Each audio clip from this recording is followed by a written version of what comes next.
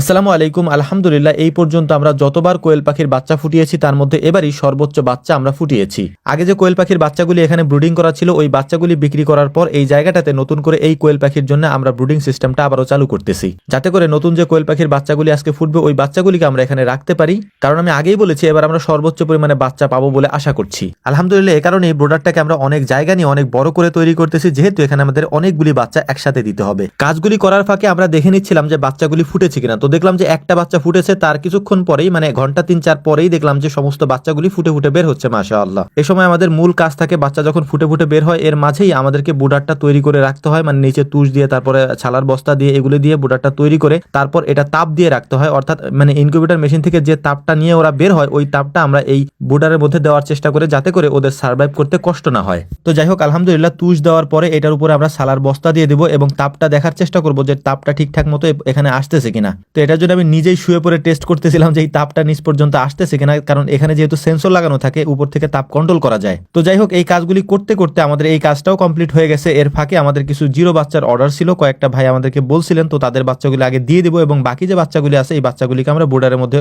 দিয়ে দেবো। তারপর ওদের ওষুধ পানি যেগুলি দেওয়া লাগে সেগুলি আমরা দিয়ে দেবো ইনশাআল্লাহ। আলহামদুলিল্লাহ, আমরা কাজ করতে করতে দেখলাম যে মোটামুটি সব বাচ্চাগুলি ফুটে বের হয়ে গিয়েছে। মানে সব তো বের হয় নাই, কিছু ডিম তো মানে পাওয়া যায় আর কি, আমরা আমাদের ভাষায় বাওয়া বলি, এই ডিমগুলি বাদ যায়। তো এরকম ডিমের পরিমাণ কেন থাকে সেটাও আমি আপনাদেরকে বলি। ডিম যদি পরিপূর্ণভাবে বীজ ডিম না হয় সেক্ষেত্রে এই ডিমগুলি নষ্ট হয়ে যায় আর কি। তো আমাদেরও এরকম প্রতিবারই কিছু না কিছু ডিম নষ্ট হয়। এটার কারণ হচ্ছে যে কোয়েল পাখির যে ডিমগুলি আমরা ইনকিউবেটর মেশিনের ভিতরে দিই তার মধ্যে একেবারে 100% বীজ ডিম দেওয়াটা সম্ভব হয় না। কিছু ডিম 100 ডিমের মধ্যে হয়তো ধরেন 8-10টা ডিম হয়তো বীজ ডিম হয় না, সেই ডিমগুলি পরবর্তীতে ফোটে না। কিন্তু যদি আমরা 1500 বা 2000 মতো বাচ্চা ফুটাইতে যাই, সেখানে 2000 মতো ডিম দেওয়া থাকে, এই ডিমের মধ্যে তখন পার্সেন্টেজটা অনেক বেড়ে যায় আর কি। কারণ প্রতি 100 পিসে যদি 90টা বীজ ডিম হয় তাহলে 1500তে প্রায় আপনার 150-র মতো হচ্ছে যে বীজ ডিম থাকে না, যেটা ফুটে না আর কি। তো যাই হোক, আলহামদুলিল্লাহ, তারপরে ওই ভাইদেরকে বাচ্চাগুলো দেওয়ার পর তাদেরকে আমি সুন্দর করে বুঝিয়ে দিচ্ছিলাম যে কিভাবে ওষুধপত্র দিবে তারা। এই কারণ হচ্ছে তারা যেহেতু নতুন, তাদেরকে বুঝাইয়া দিতে হবে, এটাই স্বাভাবিক আমার জন্য আর কি। তো তাদের সাথে এই কাজগুলি কমপ্লিট করার পর তাদেরকে বিদায় দেওয়ার পর আমাদের এখন কাজ হচ্ছে ওষুধপত্র দিয়ে পানির পাত্রগুলোকে রেডি করা। এবং পানির পাত্রটা মেন হচ্ছে প্রথমে দিতে হয়। পানির পাত্রটা আমরা হচ্ছে একটা মানে কার্টনের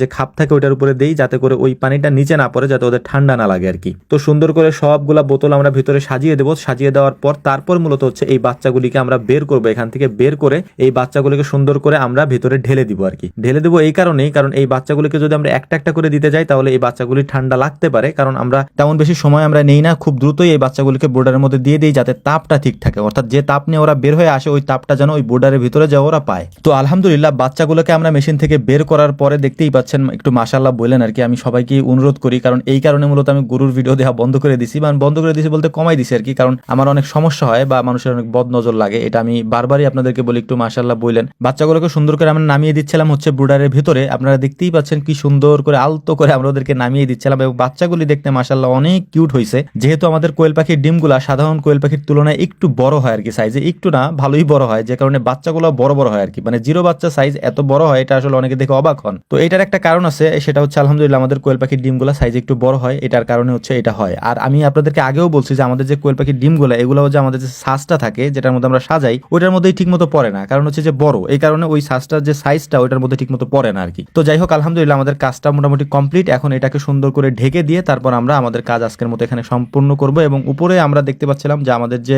অটো সিস্টেমটা আছে সেটা ঠিক আছে কিনা, দেখলাম যে না, তাপমাত্রা মোটামুটি ঠিক আছে। তো আমাদের জন্য দোয়া করবেন। আসসালামু আলাইকুম রহমতুল্লাহ।